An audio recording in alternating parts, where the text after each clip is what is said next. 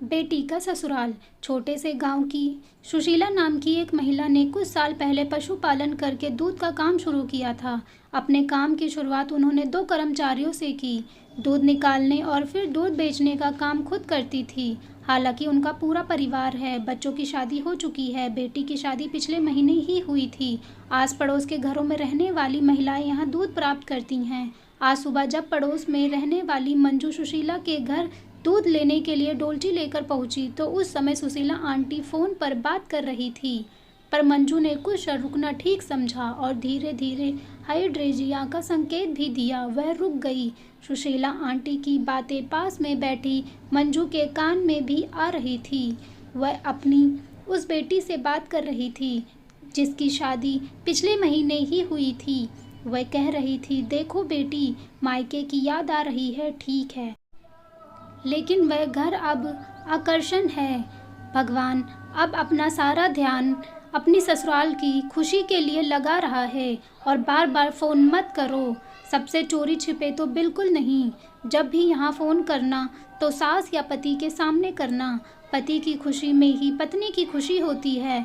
तुम अपने फ़ोन पर मेरे फ़ोन का इंतज़ार कभी मत करना। मुझे जब भी कोई बात होगी तो मैं तुम्हारे सास के या दामाद जी के नंबर पर फ़ोन लगाऊंगी, तब भी बात करना।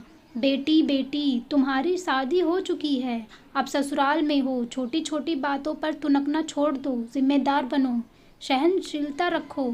अपना घर कैसे बढ़ा रहा है, तीज त्योहार कैसे करते हैं, ये सब अपनी सास से सीखो। हर घर के अपने तौर तरीके होते हैं। एक बात हमेशा ध्यान दो, ससुराल वालों का सम्मान करोगी तो सम्मान पाओगी। मायके की लाज रखना, ठीक है। सुशीला की ये पूरी बात सुन रही मंजू ने तारीफ के भाव में कहा, बेटी को बहुत सुंदर सामना आपने। सुशीला बोली, बहन, माँ की बेटी के परिवार में अनावश्यक दखल नहीं होने लगती। उन्हें अपने घर की बातों को भी बिना मतलब दुर्घटना उद्देश्य नहीं होने दिया।